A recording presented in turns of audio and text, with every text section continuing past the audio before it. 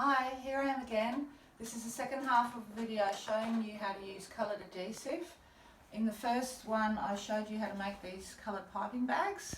So if you haven't watched the one that starts with me holding this Egyptian cat, go back and watch that first. This is part 2.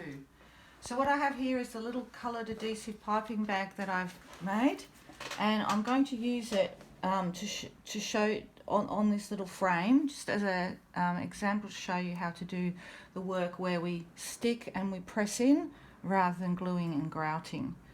So this little frame here, it's once again I'm working with crystals, which is something that we specialise in at Artopia, and normally when we're not in lockdown we run regular workshops in using crystals in mosaics. It's a really beautiful thing to do.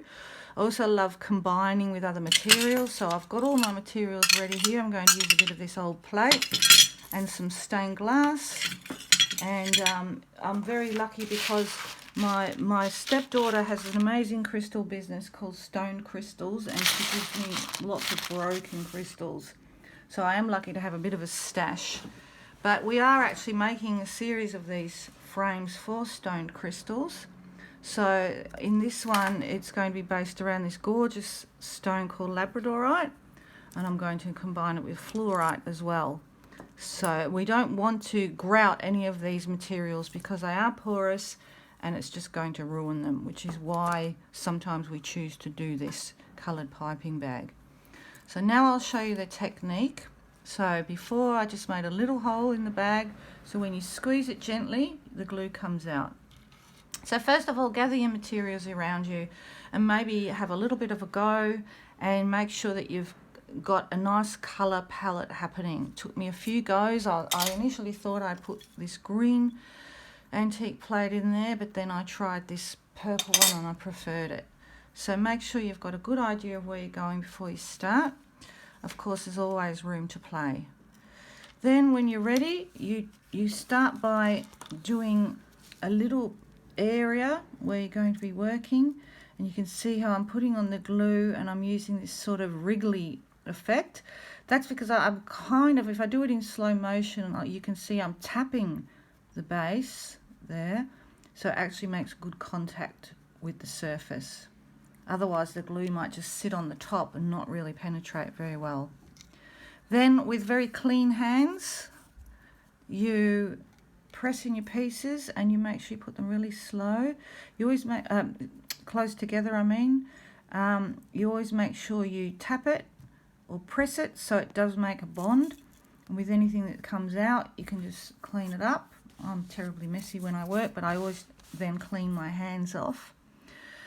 Then you can go about seeing how the pieces might fit together, and if you do need a little bit on the back of a piece, you can also do that. So putting it in there, you can see I'm doing that very closely, like that. You can see sometimes it squeezes up in between, and that's okay. If it's squeezing out too much, then you're obviously putting too much glue, but that level is okay at this stage.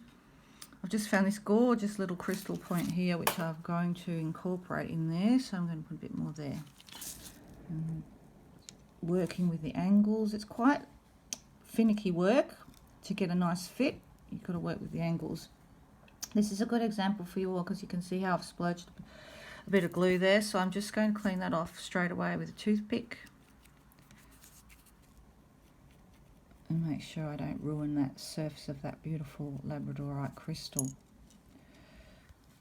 So now maybe I'll continue with this section up here and put another piece into that glue there,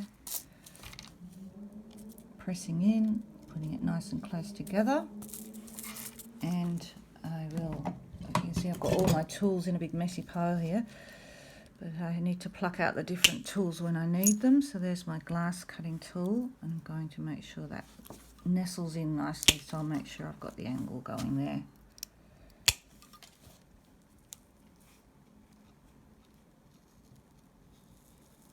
And there you can see I'm starting to build a bit of a group of materials there with that mauve glue just sticking up in between. My choice of glue for this is I want it to be fairly invisible, but where you can see it, it needs to complement and work with the pieces I've chosen. Sometimes if I've got a gap like that, I'm thinking, oh, that's actually quite a big gap.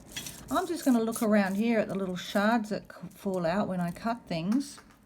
And maybe I've got something like that one. I can just actually press into the crack so I can make it even more invisible.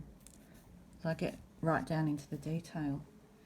So that's the way we go about it. And I'm going to also make a video of me working for a bit longer, and we'll post that up later as well, and I won't be talking in that one. So hopefully that'll just give you a little bit of an insight in how that's done. When you finish, when it's all set, you can give the pieces a spray with my cleaner, and that will polish it up nicely and get off that residue, but you don't do that till it's absolutely dry. Somebody told me the other day that she didn't know I had so many products for sale on the Artopia website. That's because I'm not very good at promoting these things. So here I am doing a little promotion. We do have an online shop. So if you go to the website artopiamosaics.com, you'll find there's an online shop where you can get all these amazing things. And don't forget to message me if you need any extra help or anything like that. And I hope you enjoy our videos today. Thank you.